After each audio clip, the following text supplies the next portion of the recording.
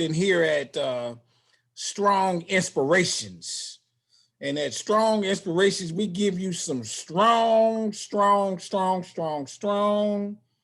Black history, good Black history, some Black history that, you know, maybe wasn't so great, but we found a way to overcome. And, you know, we cover the gambit. I try to give you straight, no chaser. I find some people who know a little bit, a lot of bit, some a bit of what they're talking about. And I'm real excited today that I have a brother out of Little Rock, Arkansas, going to give us about his book. Now, I got a book. This is my book. It's called Black Business Book. It's over 200 facts on Black history. We do talk about, and this is my segue to my guest, we do talk about how there were Black politicians during the Reconstruction period. A lot of people don't know that. We had lieutenant governors and even governors, as he's going to tell you, we because they allowed Black people to vote. You know, they were giving us, they were sympathetic. So they allowed Black people to vote. We got out, we jumped on it, we voted for our own people, and some of them got elected.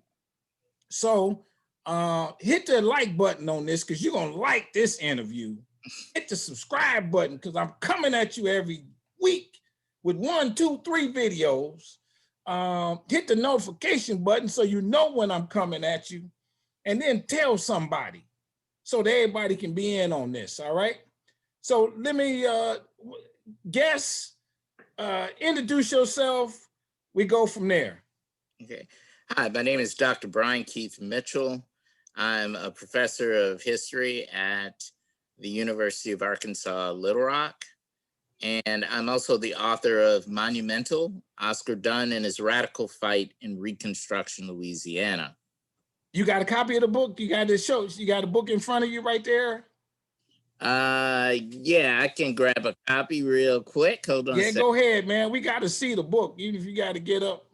Bam. Whoa, my God.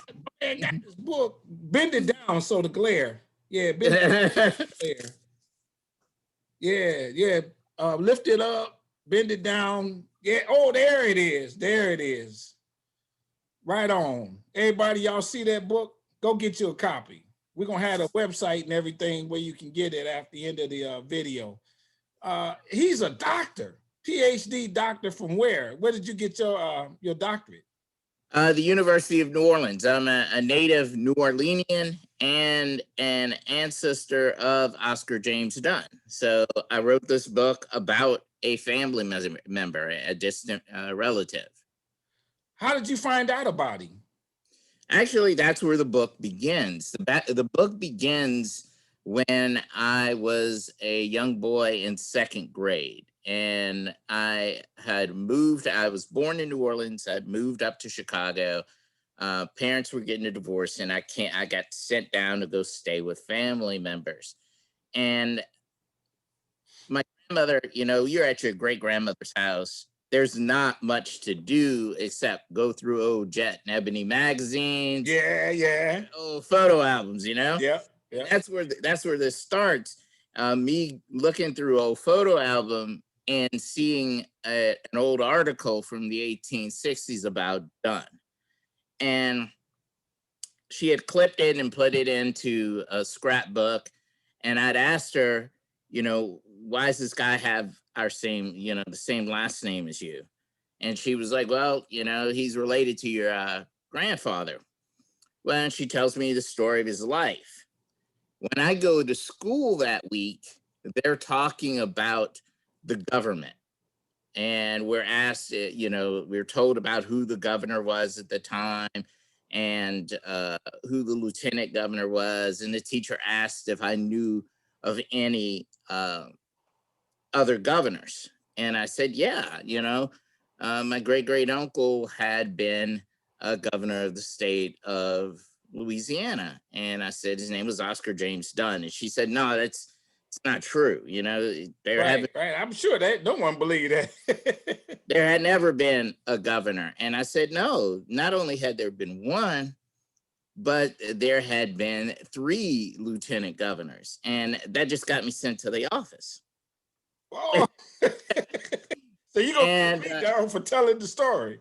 right. So this is a person who's teaching the children, and she has no idea that there had been Black lieutenant governors and Black acting governors of the state.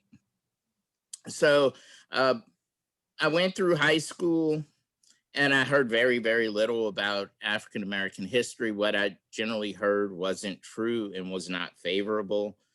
And by the time I get to college and I'm experiencing history classes at the university, and I actually get my first two Black professors, and you know, I grew to love these two gentlemen uh, because they were my first exposure to Blacks who were in academia. Joe Lewis Caldwell, Dr. Joe Lewis Caldwell, Yeah. and Dr. Raphael Casimir. And, you know, I just fell in love with African American history at that point and decided that I wanted to dedicate my life and much of my studies to that craft. And we'll fast forward to me being a PhD student and deciding what I wanted to write my dissertation on. And up until this book came out, there had only been 2 or 3 short journal articles about him. There'd never been a book length piece about Dunn. In fact, there haven't been any book length pieces about any Black politicians in Louisiana, save PBS Pinchback. Right. Save PBS Pinchback. So I decided, well, I'm going to write this. I'm going to write my dissertation on Dunn and fill in all these blank holes because there was a lot of incorrect information. There was a lot of information that was excluded just because historians hadn't discovered the information or didn't know where to Well, you know, look I think for it. some of it is they had discovered. Some of it, they don't want us to know this kind of stuff too, though. Well, yeah, and that's where a large part of this book is. Why don't we know about this guy? If this guy did all of this wonderful stuff, if he is the nation's first Black executive officer, why have most Black people never heard about him? I never heard of him. In many ways, he is the archetype. He becomes what every African American wants their leader to be like. The guy was honest. He didn't drink. He didn't smoke. He didn't gamble. Didn't run around. He turned down bribes. Wow. I mean, fantastic, upstanding. He led the Prince Hall Masons in Louisiana. You know, was a deacon at his church. Okay. And he overthrew. He created the first Black political machine. And when they didn't believe that they could actually have a Black governor, so they were convinced that they needed a white representative. He helped put that white representative in the seat as governor, and immediately the very first act that they passed in the when they got elected and sworn in was a civil rights bill. Okay. And when that bill comes up to the governor that they have put into power to sign, he vetoes it. Oh. So they trusted this white guy, put him in power. He's gonna be he's the right kind of guy. He's gonna help us out. Then he vetoes it. Well, he starts there's a split in the Republican Party then, and he starts a faction to overthrow the white governor that they had put there, and he succeeds in doing it. He actually guy kicked out. And unfortunately, he would have been officially the first Black governor had he not died, died mysteriously on the eve of right before the governor is kicked out of office. Oh, really? And everyone said, well, he's poisoned. Somebody poisoned him because he goes to a dinner, comes back, he gets sick, and within a couple of days, he's dead. Wow. And the book goes into the legacy that we have of him. And, you know, there was a writer that said in a newspaper printed right after following his death that in every Black man's house there should be 3 pictures on that shall grace the walls.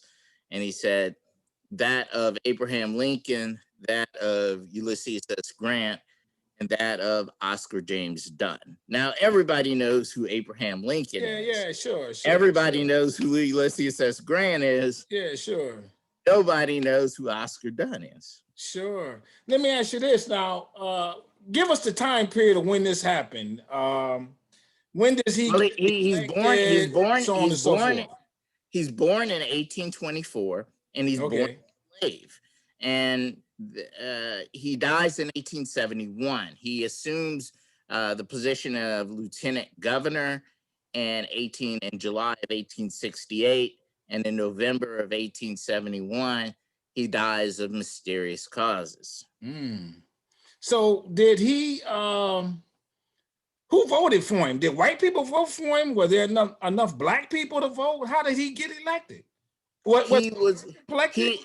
You have to remember that immediately following the Civil War, a lot of Confederates, people that have supported the Confederacy, men that have fought against the country, could not vote immediately.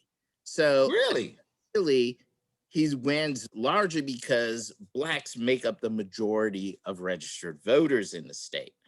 However, because he's so just in everything that he did, he won over a lot of people who are saying, well, I'd rather the Black guy than the governor who is stealing all this money from us. Really? Oh. And he told Blacks, he said, look, I know a lot of people want to immediately go out because they had, Blacks that had money and join white clubs. And I want to leave this Black association or leave this Black church to be in a white church. He said, no, that's not equality. He said, that's really undermining our own institutions. He said, what we want to do is build our own stuff. Yeah.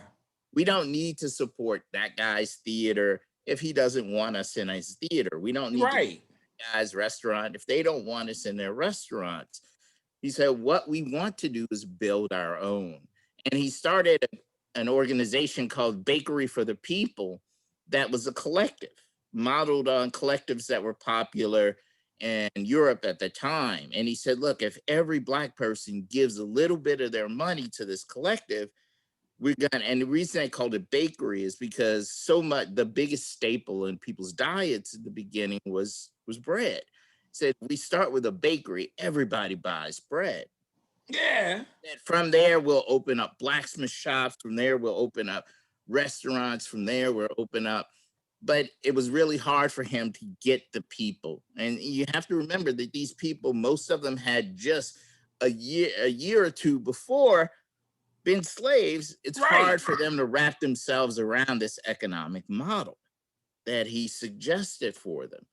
So the Bakery for the People fails because people wouldn't buy into it. Why would I give my money to help everybody?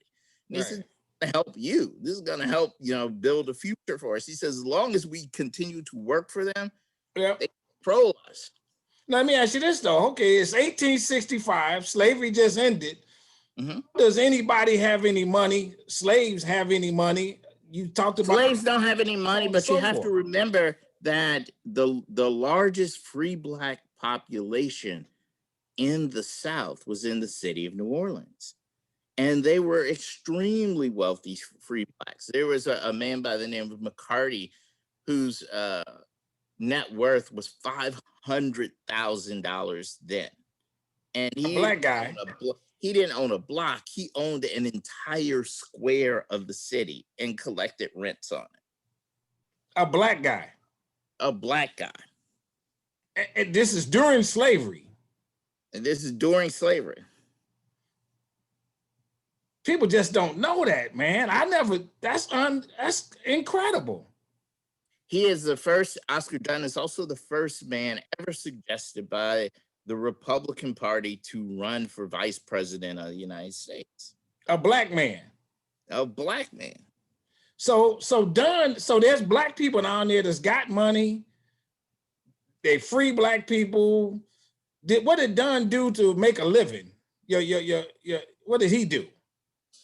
When he was a slave, he was a child, and this is one of the fortunate things for him is his mother begins a relationship with a free man of color who had come there from Petersburg, Virginia. Uh, he was a stage carpenter, and even though he couldn't read or write, what he decided to do was to buy this family. He starts a relationship with the woman. The woman has a son already. Oscar Dunn is already a child when they had started this relationship. When she has a child for, his name was James Dunn, he decides, I'm going to buy my family. I don't want these people to own my wife and my children. So he buys uh, his wife, his daughter, and now his stepson out of bondage. And even though he doesn't have an education, and the way I know he didn't have an education is all of the deeds and contracts that I found for him were signed with an X, wasn't signed with a name. He decides to send his son, his stepson, to school. And you have to understand that this is an extremely expensive thing for Black people at that time. They couldn't go to the public school. You had to pay for your child to go to school. It was against the law Really? to Didn't know educate that either. slaves. So he sends him to school and he excels. He loves school. But when his son turns 14 or 15, he says, look, I know you love school, but you can't make a living loving school. So I have to send you also to be trained in some skills so you can make money. So his father sends him away to a master, plasterer, and he becomes a plasterer. And he hates it. He gets master, he hates it. He has an argument one day with his boss, and he deserts his job. They put out warrants for his arrest for leaving the job. Then he decides he's going to become a music teacher. So he learns to play the guitar under the tutelage of an Italian guitar master. And he likes doing that. He's working his own business. He's got students. And then another free Black man, a musician by the name of Martin, is discovered to be having affairs with all of the white girls who are his students. And the discovery happens when the police are called by a woman. Her name was Thayer, Mrs. Thayer. And Mrs. Thayer maintained that Martin had abducted her daughter. And they show up at Martin's house, and Martin's shacked up with her. He's got a child by her. They're all living together. Yeah. And this isn't going to fly well in 1860 in New Orleans. Sure. So he's arrested.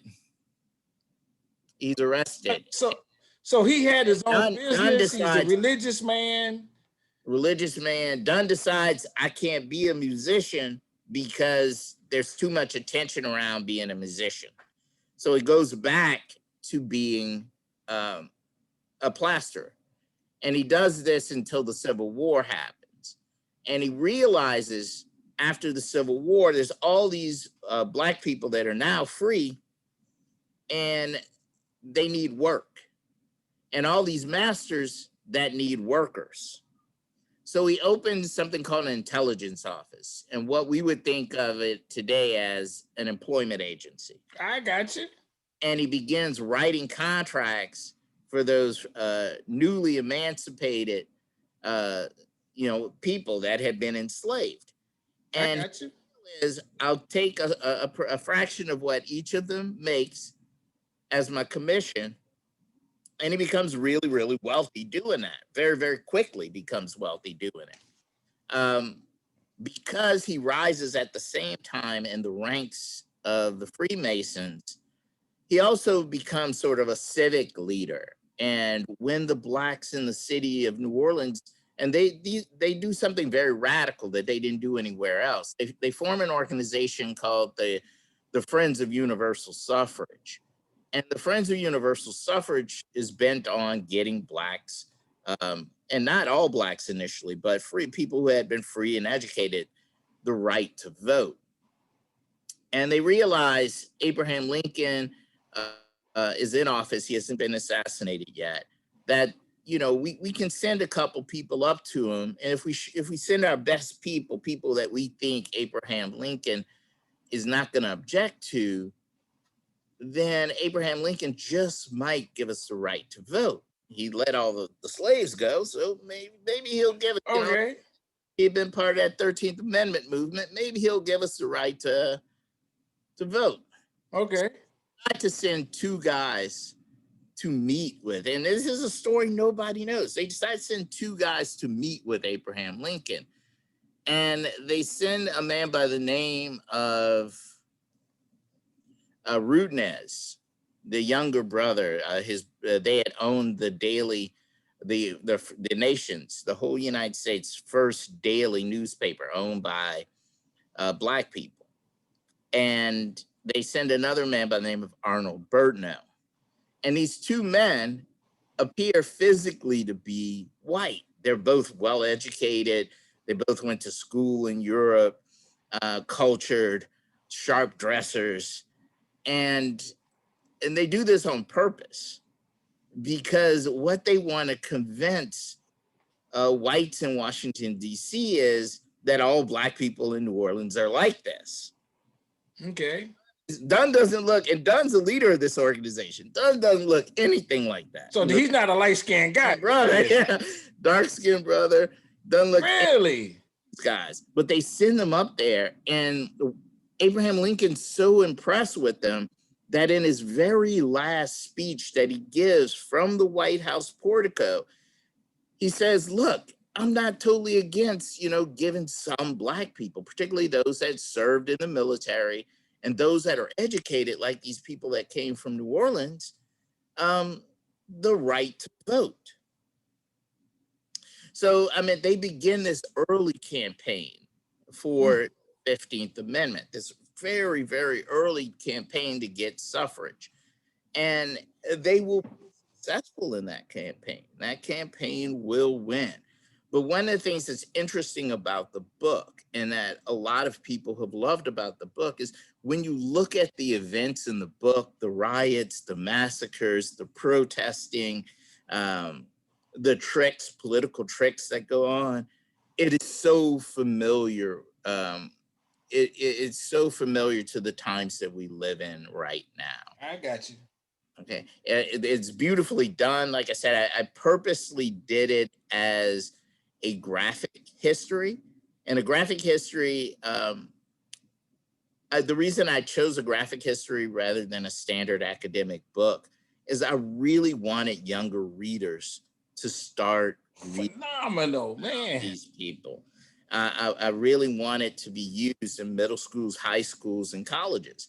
So I had to make sure that it fit for a really broad group of readers. Okay, but let me stop you right there. Let me get back to this, because you got me on the edge. So okay. They send these black guys to Lincoln. Right. He says, let's let the people who look like that, who were in the war or something, fight, get the right to vote. Right. He says he's not. So then they put Dunn as the guy. How does Dunn get to become the guy for the office? Okay.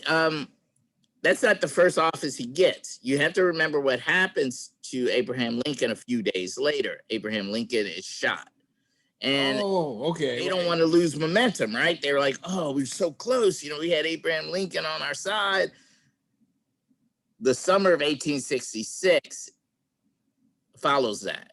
And in the summer of 1866, I don't know if you watched television the last few days, we saw an insurrection take place in our nation. We're the very first, and a lot of people say this is the very first insurrection that has taken place on American soil by its citizens. I always tell people the things that happened yesterday happened in 1866. Sure. So in the summer of 1866, there was a riot in Memphis. And following that riot, there was a massacre in New Orleans. And the massacre in New Orleans takes place when all these delegates get together and start talking about this possibility of getting the right to vote and to have civil rights, since they just recently had Abraham Lincoln on their side, right? Right. Whites attack in the city, that meeting hall where they're meeting, and just begin killing all of the delegates that are there. Wow. Massacring them in the hall, chasing them down the street, beating them, shooting them. And Congress doesn't know what to do. They're afraid the Civil War is going to break out again. And rather than have to fight the Civil War a second time, they decide that they're going to occupy the South.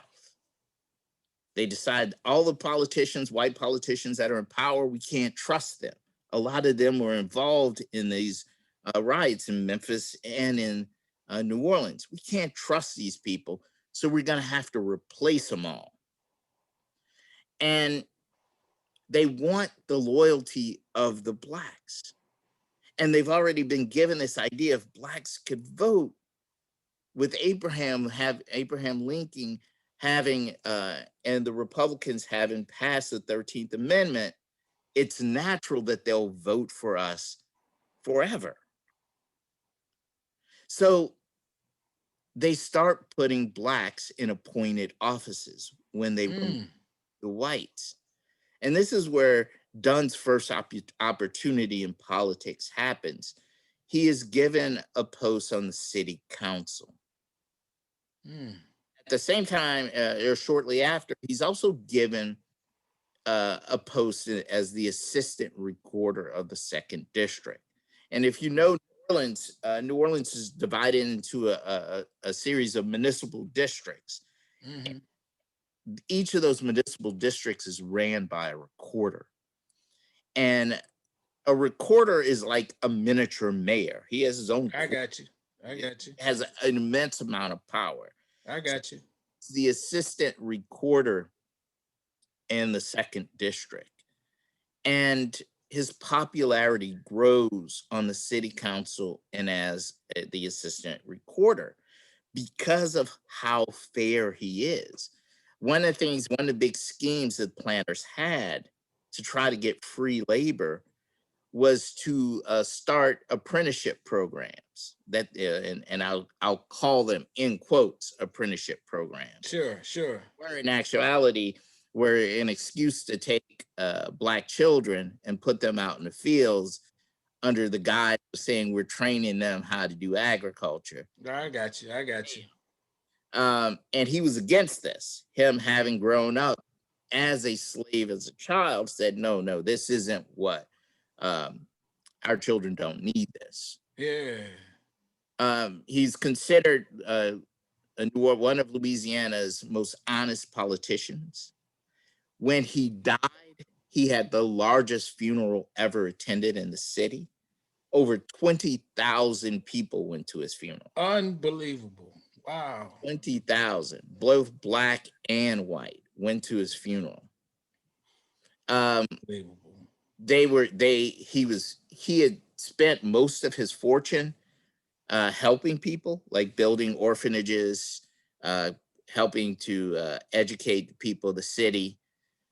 His children, when the city, he integrated schools in, and this is going to sound amazing, in New Orleans in 1869 by sending his own children to be the first students in a white school.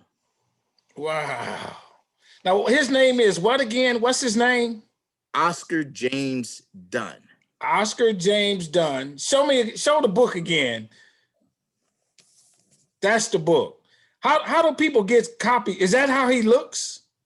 That's how he looks. In fact, I'll open it up to an actual photograph of him.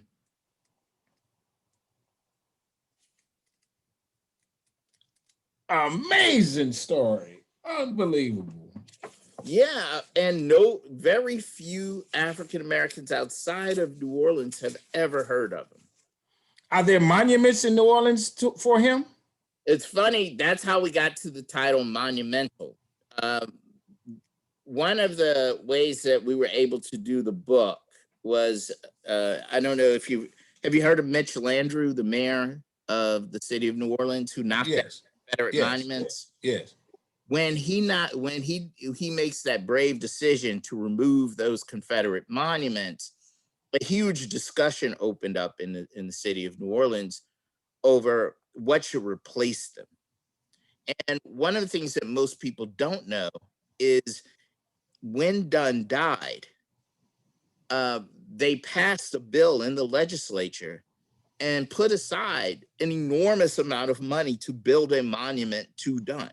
This is in the 1870s. Well, Reconstruction fails. The election of 1876 comes.